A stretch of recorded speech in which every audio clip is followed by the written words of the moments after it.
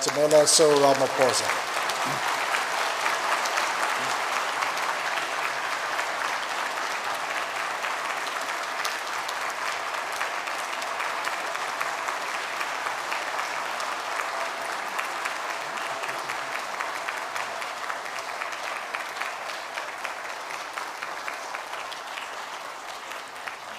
Please take your seats.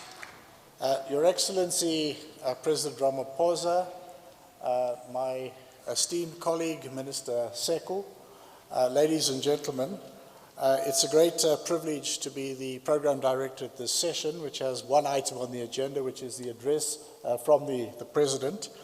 My task is probably a redundant one, but it is to simply introduce him. In South Africa, when we talk about democracy and dialogue, we often talk about this embracing government, business, and labor. In the person of the President, we have someone who has been distinguished in all of those fields. A lawyer by training, President Ramaphosa was the General Secretary in the 1980s of the largest trade union at the time, the National Union of Mine Workers. He was active in the anti-apartheid struggle within the country. And those of you who see the iconic pictures when Tata Nelson Mandela, whose centenary we're commemorating this year, when you see the iconic pictures of him being released from prison, you will see next to him a young man with a bit more hair, and that is our President, President Ramaphosa. He was elected as the Secretary General of the ruling party in the early 1990s. He became a member of Parliament and, more importantly, the chair of the Constitutional Committee in the early 1990s. He was responsible for leading the process of the drafting of our country's constitution, which was adopted in 1996. After that, he left Parliament and left the position of Secretary General of the ruling party and moved into business.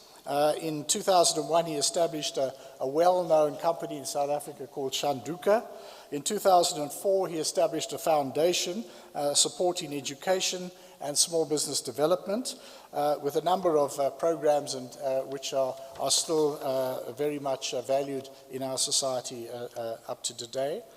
In 2014, he was elected as the Deputy President of the Republic, and I think I did mention to him that we've already seen slides of him speaking to business people in Japan in his capacity as the Deputy President. In December last year, he was elected President of the ruling party, the African National Congress, and in February this year became the President of the Republic following the resignation of the then President, President Jacob Zuma. As President, President Ramaphosa has proclaimed that South Africa is entering a new dawn. He has not hesitated to act against the problems of governance that we were confronting in recent years, and has definitely been a new broom dealing with these matters frontally and decisively. He's also set us a target of raising our investment by $100 billion over 3 years, which is an ambitious target, but one which is intended to move our country onto a higher level of more inclusive economic growth. With those words of introduction, redundant as I'm sure they are, it's my great pleasure to invite President Ramaphosa to address the Japan-Africa Public-Private Economic Forum. Thank you.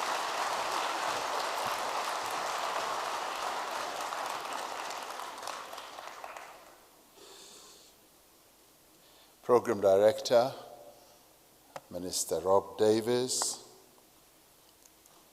Minister Seko, ministers from various parts of our continent, deputy ministers from both South Africa and other parts of the continent, ambassadors, high commissioners, business leaders from Africa and indeed more especially from Japan, government representatives, and ladies and gentlemen.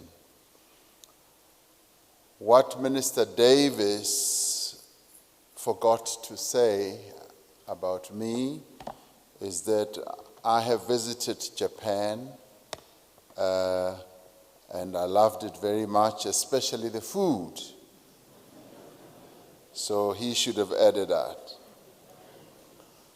It is indeed my distinct honor and pleasure to be here this evening, to be part of this forum, and indeed to welcome all of you to South Africa, and to thank you for having set aside time to come to our beautiful country, to come and have discussions, wide-ranging discussions with us in South Africa. But more importantly, to also say that you are in Africa, our very beautiful continent, and we thank you for coming here to be able to interact with a number of our colleagues, our brothers and sisters from the African continent, many of them who are ministers, deputy ministers, and government representatives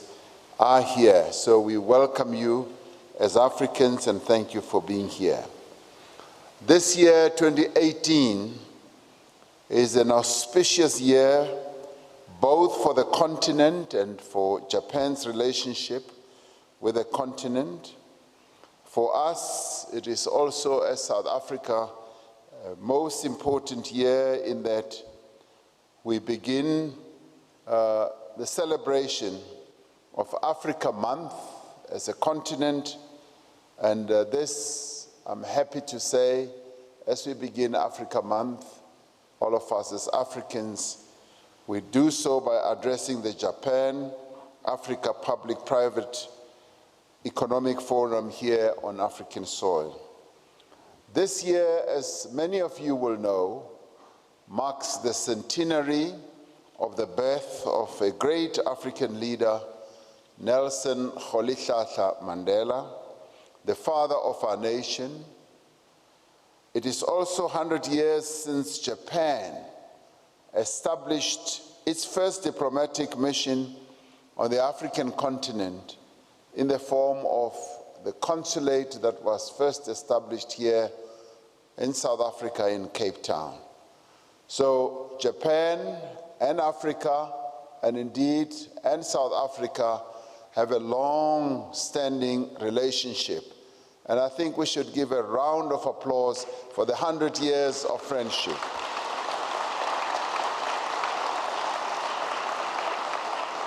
And this is what really makes this moment such a special one, because Japan, South Africa, and the African continent are joining hands once again, but in this case, over investment and economic issues.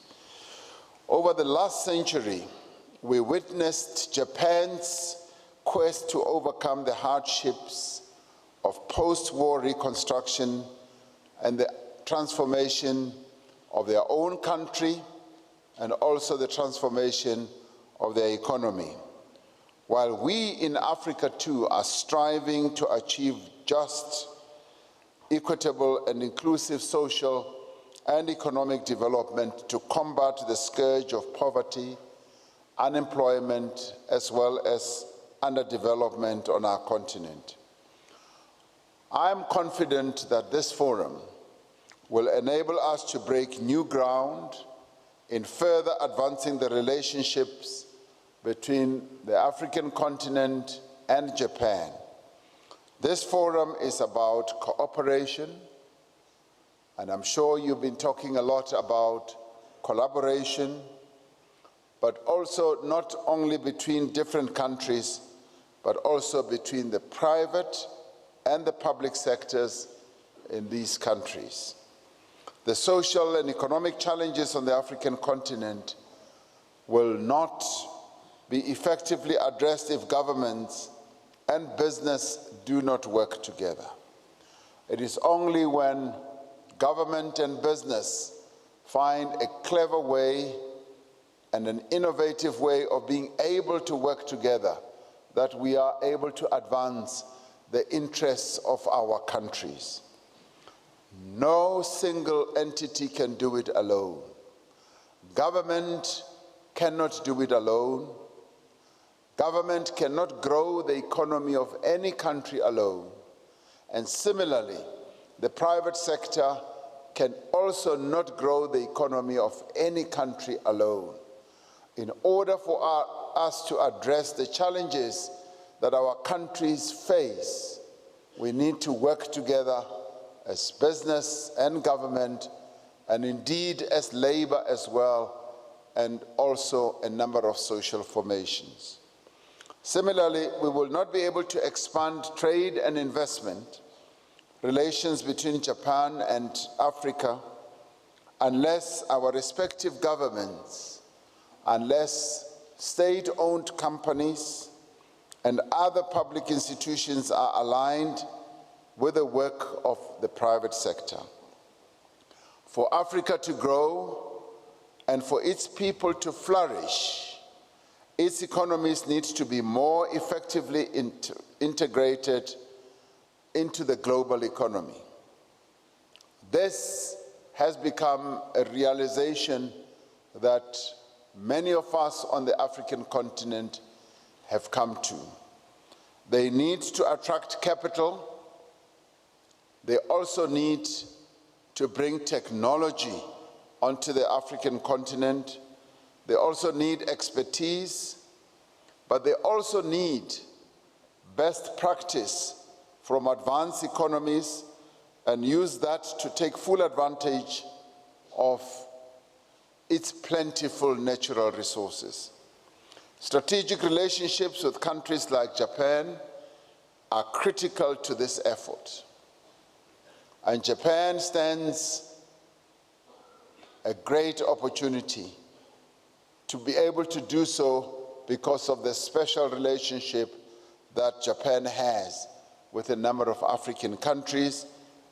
And I can speak for South Africa and say, yes, as South Africa, we do indeed have a very, very special relationship with Japan that seeks to benefit South Africa and also seeks to benefit Japan. So it's a mutually beneficial relationship, and all we need to do is to deepen it, to broaden it, and to make sure that it is sustainable and it is much stronger than it has been in the past. Trade ties between Africa and Asia have grown significantly in recent years. In 2017, Africa's exports to Asia as a whole were worth around $64 billion, of which Japan accounted for about $8.3 billion. However, the current basket of exports is very much commodity-based, exposing Africa's countries to price fluctuations and denying them the opportunity to extract additional value from these commodities. African economies, therefore, need to diversify. They need to shift towards greater production of intermediate and final consumer and industrial products. These countries then need to ensure that their own manufacturing capabilities feed into the regional as well as the global value chain. As it stands, Africa is the second fastest growing region in the world and has a good number of developing countries. In the past decade, it has grown at a rate of 2 to 3 percentage points faster than global GDP. Regional growth is predicted to reach 4.3% in 2018, up from 3.4% projected for 2017 and 2.2% that was achieved in 2016. This upward trend is driven by increasing foreign direct investment flows, public investment in infrastructure, and higher agricultural productions. In the near future, Africa's youth will contribute significantly to the competitiveness of the continent. In Africa, we have what we call a youth dividend. We are a youthful continent of young people who are hungry for progress, of young people who are hungry for technology, but also techno-savvy, who are able to utilize new technological innovations. And we now stand at the cusp of these young people becoming creators, becoming innovators, becoming manufacturers. And these capabilities are capabilities that will soon be unlocked, and indeed, in a number of countries, these capabilities are being unlocked. You know very well that when a country, when a continent has such a great dividend and a great resource of young people, it is a continent and a country that will be going places. So we are, as a continent, and I can testify to this also as a country, we are going to go places. And our engines are revving, and we are about to take off. And you will soon see Africa taking off like a plane takes off from an airport. With as much as 60% of Africa's population under the age of 25, precisely what I was saying, the continent has a massive opportunity for a revolution in productivity and growth. However, this opportunity will only be realized if enough jobs are created. This requires a fundamental change in the approaches to job creation, to skills development, and a renewed focus on the continent's economic capacity. Africa's ability to globally be competitive is undermined by poor and insufficient infrastructure. The African Union's Agenda 2063, which serves as the basis for Africa's long-term social and economic transformation, aims to address these challenges. The African Union has decided very firmly, very clearly and directly that it is going to address all these challenges that still beset our continent. It aims to position Africa as a supplier of beneficiated resources by prioritizing labor-intensive manufacturing, doubling agricultural productivity, and expanding the contribution of the ocean economy. This effort provides an opportunity for Japan to collaborate with countries across the continent as we venture towards balanced, equitable, sustainable integration in the global economic system. As a country that has an advanced infrastructure backbone, Japan can share best practice models of infrastructure development, indeed, with the African continent. The relationship that Africa wants to have with Japan is built on what Mr. Satoshi Maimoto, the executive president of the Japan External Trade Organization, refers to as the dual principles of African ownership and international partnership.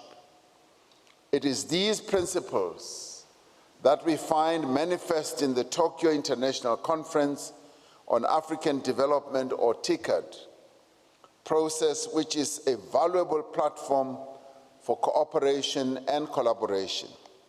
In pursuing its economic development, Africa can learn much from Japan's Kaizen philosophy, with its emphasis on productivity improvement, efficiency, support for SMMEs, and skills development.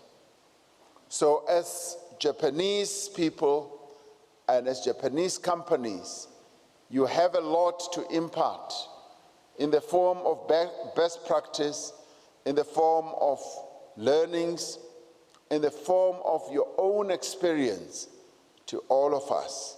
And we want to welcome you to share all that and to share it with us on an equal basis, where we respect one another and where we look at each other, the one progressing the other and the other also progressing the other.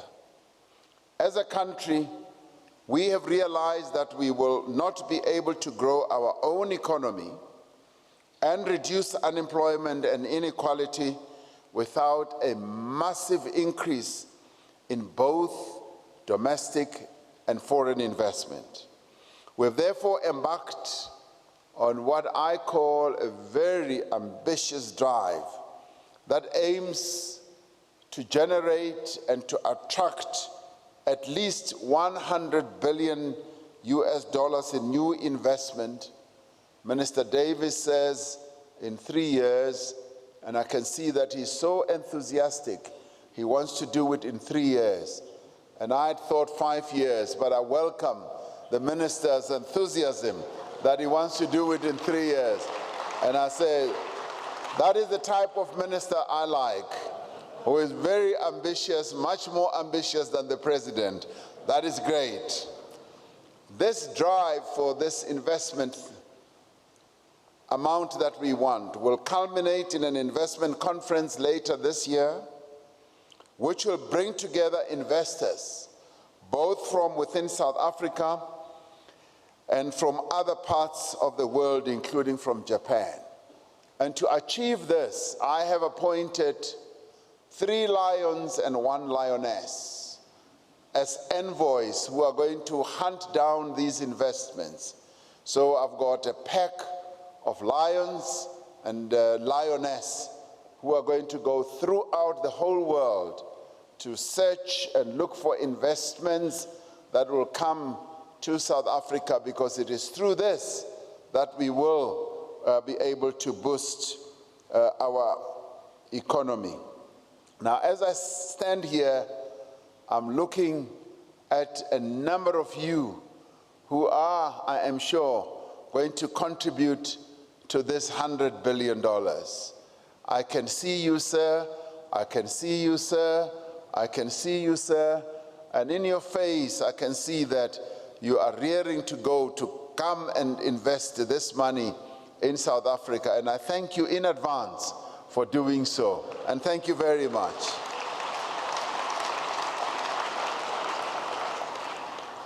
Now, there is a compelling case. There is a true compelling case for investment in South Africa, as there is a compelling case for investment in the African continent. And I believe that amongst you, there are about 30 business people who have never really either been to the continent of Africa or have never invested. Now, we want to interest you in our continent and in our country. Our country has stable institutions. We have a thriving democracy. We have an independent judiciary, and the judiciary is quite active and completely independent. And there are a number of times when this judiciary rules against the government, and they don't even hesitate, they don't even pause if government has done anything that's wrong. This judiciary is brave, it's independent, and they are able to rule against the government. And that is the type of democracy that we are. We have a fearless judiciary. And the other important thing is that our commitment to the rule of law is beyond question. Our Constitution has embedded in it the best principles in the world that enables all of us to subscribe to the rule of law, and as the state, we will always subscribe to the rule of law. And as South Africa, we boast an advanced and competitive financial and professional services sector that is backed by a sound regulatory and legal framework. The country has been investing significantly in its economic infrastructure to expand its productive capacity and improve its ability to export its product. We have invested heavily. After many years of apartheid neglect, we have invested quite heavily as a country in infrastructure. Well over 1 trillion rand has been invested in our infrastructure, and we continue to invest in this infrastructure because through this, we know that we are investing for the future. Through the establishment of special economic zones and the use of incentive programs, South Africa is increasingly attracting investment into the manufacturing and related sectors.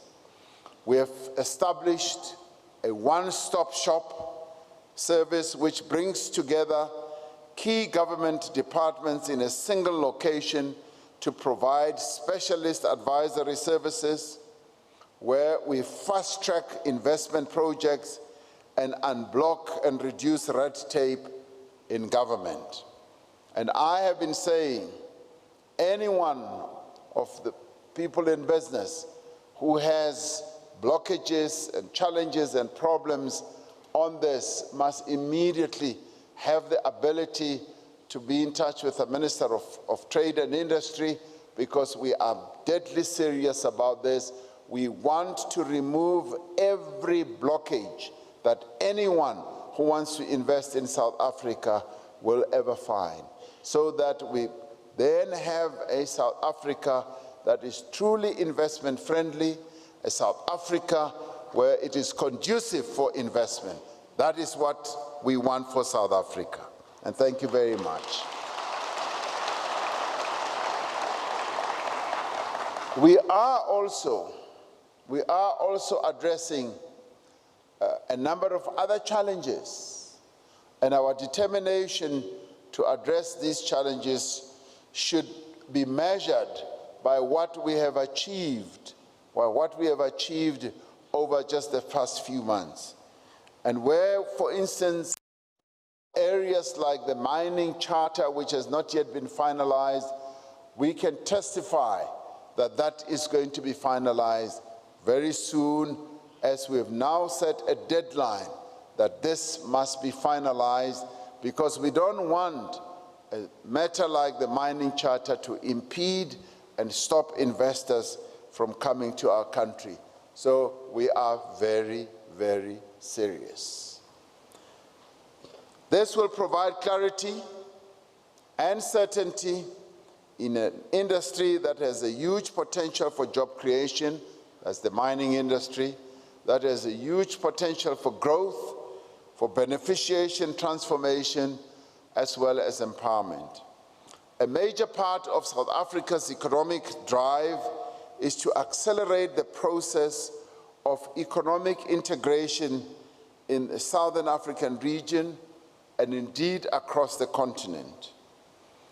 The agreement in Kigali that was signed on the establishment of the African Continental Free Trade Area will create a single continental market for goods and services with free movement of business persons as well as investment. It is expected to enhance competitiveness at the industry and enterprise level through the exploitation of appropriate opportunities for production at scale, continental market access, and better relocation of resources. Now, this agreement that was signed in Rwanda just a month or two ago, you could term it a great milestone for the African continent, because for the first time, the African continent has decided that we are going to have a free trade area, and we are going to enable African business people, international business people, to trade freely across countries on the African continent. It is still early days, but what it does do is to offer opportunities for those who are going to take those opportunities at an early stage. And this is where we invite countries like Japan to come and take the opportunities that are given rise to by this agreement that was signed. Africa is an investment destination with significant unrealized potential. It is still open territory. The potential on the African continent is huge. And it is for that reason that we invite investors to come to Africa, and you may enter Africa through South Africa because we are indeed the gateway. If you want to go into the African continent, come through the gateway, come through South Africa, and then the whole continent is opened up for you. Now, many Japanese companies are perfectly positioned to become part of Africa's inclusive growth story. Several Japanese companies have a keen understanding of Africa's ambitions to become an industrialized continent. Industrialized continent. And we use that term advisedly because Africa's time has truly arrived. It has arrived for Africa to become an industrialized continent. And you know what the great benefit of arriving late and last is that you have the choice to choose best practice, best technologies. You don't make the same mistakes that the early arrivals made. So this is where we are going to even have a greater advantage than many other continents, because it's not that we are the last in class. We are going to be the best in class. You wait and see.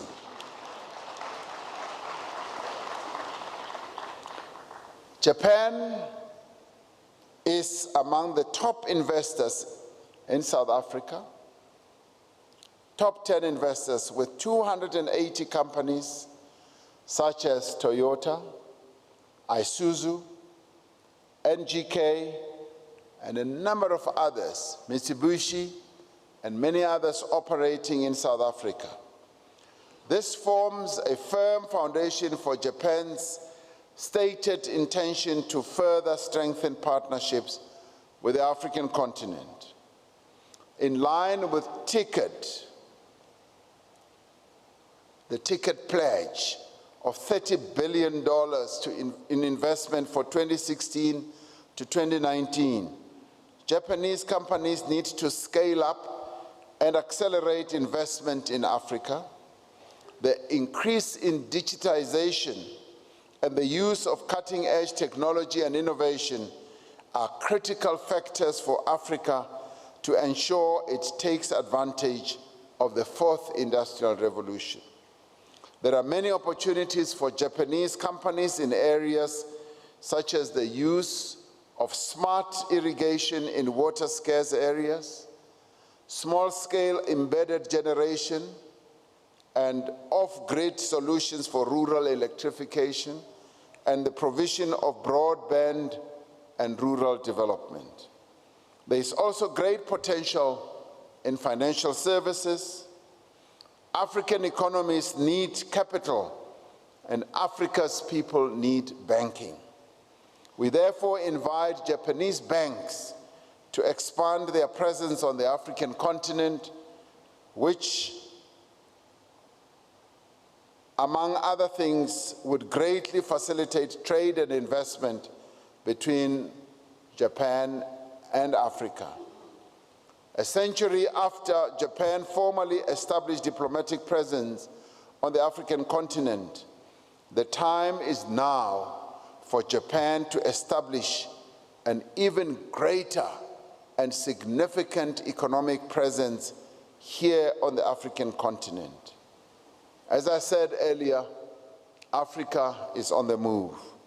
It is entering a new era of growth. It is entering a new trajectory of development. To sustain this, Africa will need to deepen its relationship with countries like Japan through greater trade, investment, as well as technological exchange. This forum is a critical and valuable opportunity to further such ties. It makes the bold statement, this forum that is, that Japanese companies and its government are committed to the realization of Africa's potential. When Prime Minister Abe called me after my own election, the one thing that he assured me was that Japan will always remain a friend of South Africa and a friend of Africa. He told me that we can count on Japan and indeed on Japanese companies to continue their investment presence on this continent and in South Africa. And he said to me, in fact, our aim is to also continue increasing those investments. This forum, therefore, makes the bold statement that the African continent is open for business, and as it is open for business, we therefore invite all of you representing Japanese companies to look at Africa, to look at South Africa with new eyes, because indeed we are a continent on the move, and if you ever wanted to have good returns for your investment, this is the place to make those returns. So come and make money here in Africa, here in South Africa, and as you do so, we all grow together, we all develop together. So thank you very much and welcome to South Africa. Thank you very much.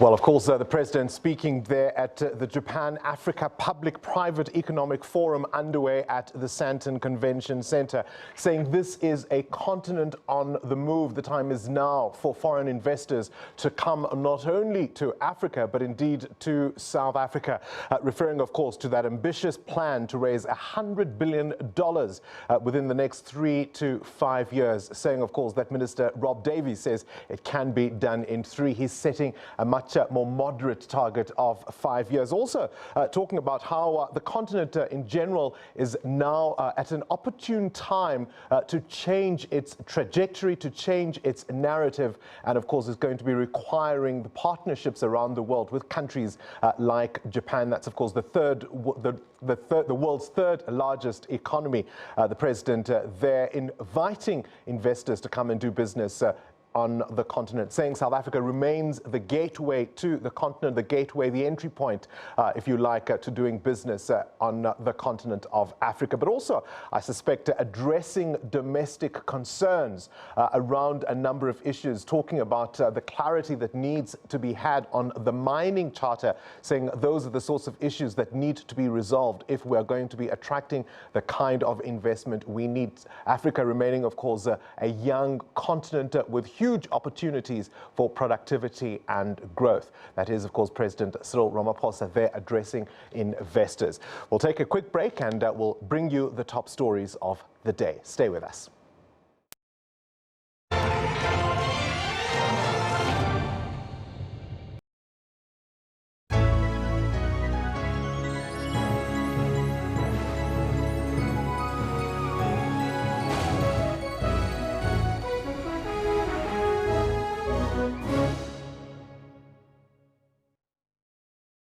This distinguished CEO would say the best way to enjoy a brandy is whilst wearing diamond-encrusted lamb's wool socks, accompanied by the smell of fresh money. Woo! Really? Sock diamonds? Well, we'd say a brandy enjoyed with last night's pizza works just as well. Get a bottle of KWV 5-year-old brandy and 2-litre Coca-Cola combo for only $159.99 from Tops at Spar.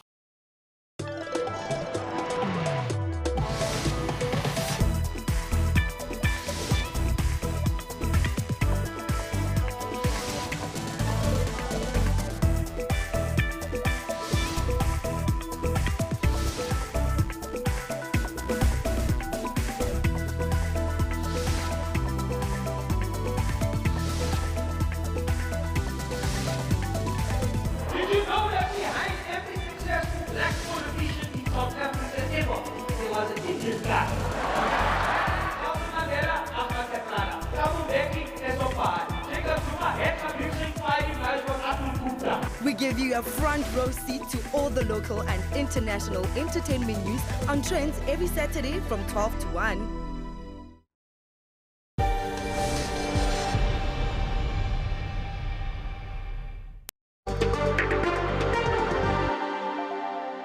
Well, the time's just gone 6:30 Central African time. We'll be bringing you all your business news right here on Prime Biz. But of course, let's first take a look at the number of the day, as we always do at this time. And today it is, here we go, 5 billion rand, the number of the day, 5 billion rand. And of course, it relates to a landmark development in the mining silicosis case. 5 billion rand is the potential amount that could be paid to miners whose work made them sick. It's the biggest settlement of its kind ever in South Africa.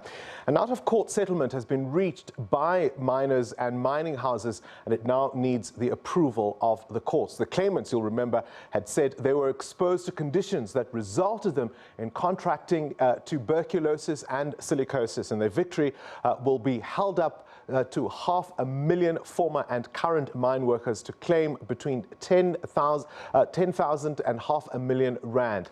7 gold mining firms have made provisions for the money that they will put into a trust to pay the affected miners. There are African Rainbow Minerals, Anglo-American, AngloGold Ashanti Goldfields, Harmony, Sibanye, and Pan-African Resources. It does come a little too late for some who died, of course, after inhaling dust, but their family members are going to be entitled to claim. That's the backstory behind our number of the day. And of course, now I'm going to hand over to Francis, who's going to give you just a little bit more detail about what's to happen next. Thanks, Bongani. This agreement was reached between the Legal Resources Centre, the Occupational Lung Disease Working Group, which was the group set up by the mines themselves, and Richard Spoor attorneys who represented sick mine workers bringing this class action suit. Richard Spoor joins us in studio now. Congratulations. So this is it one of the biggest that we've seen in terms of class action in general? It's a very big case. It involves lots of parties, lots of people, a lot of money. And it's been many years in the making. It's 13 years of litigation to bring this about. How many of the actual mine workers have been with you along the way? What was their response? Well, we have, my firm has a client base of about 30,000 former mine workers, principally from Lesotho, Botswana, and the Eastern Cape. We have a group of about 30 class representatives who represent the other workers, and we consult closely with them, and we consult closely with NGOs and other civil society organizations around the settlement. And I'm pleased to say that the feedback and the support we've got from across the board has been very positive, and that gives me confidence that the settlement is a good one and a fair one. And potentially there are people out there who don't know, but they will benefit. Now they can come forward and say, we have a claim. There will be a very positive reach out. I mean, large numbers of people are living in Lesotho, in the highlands, in small villages, in Mozambique, in the rural Eastern Cape, and this trust will go out and find them. There will be a positive duty on it, and a lot of money has been set aside to allow it to go literally village to village, find former mine workers, medically examine them, and compensate them. The money that's been put aside is not necessarily what will be paid. So it depends on how many mine workers are found, how many are found to be sick and how sick they are, or whether they can claim for dependents. The sum of 5 billion rand is the amount that the companies have set aside. They've made a provision for this liability in their books. So they've acknowledged we have this liability, we're going to end up paying out 5 billion, and that's based on their calculations of the numbers of people that will be found and compensated. We think the numbers to be compensated are bigger than the industry does, and if that is, So it'll be more. Yeah. If the trust fails and doesn't do a good job at all, it's going to be less. So a lot depends on how well this trust does its job. And the payments, 10,000 rand to 500,000 rand, but then you have to be really sick. I think it's stage 4 tuberculosis. Really, the key categories is silicosis, where there are 3 degrees, mild, moderate, and severe. And then an exceptional case is people who are really, really ill. And then that ranges from 100,000 through to 500,000 rand. Then we have a group of TB cases. There's a range there according to how bad you have TB without silicosis. And then there are claims for the widows and dependents of people who've died of these diseases. Presumably, if you had dragged through the courts, these figures could have been even bigger or not. Is this actually a best case? We've been under a lot of pressure because of our client base. These workers are generally old. They're in their 50s and their 60s and 70s. They're sick. They're in the rural areas. In the last 5 years, out of 30,000 clients, we've lost over 5,000. Out of 30 class representatives, we've lost 8. So there's a lot of pressure from, so you've got this balance. On the one hand, your people are dying and demanding money and needing it. On the other, you don't want to sell them short and you want to litigate and get the best possible deal. And finding that balance is very challenging. And it's not a responsibility that we've assumed readily, and we've come to this point only through intensive consultation with a large range of stakeholders. Is it a good payout, considering how long this has been going on and those who fought for it? We think it's the best we can do in the circumstances. The other thing to bear in mind is the gold mining industry is an industry that has been in decline for a long time. There's a lot of insecurity. Many companies have gone out of business. There's an ongoing restructuring. Would the industry be in a better position to pay in 5 years from now than it is today? Well, certainly if we had been here 10 years ago, the industry would have been a lot stronger. Well, a commentator today said that there will be no industry in 3 years. Is this in the nick of time?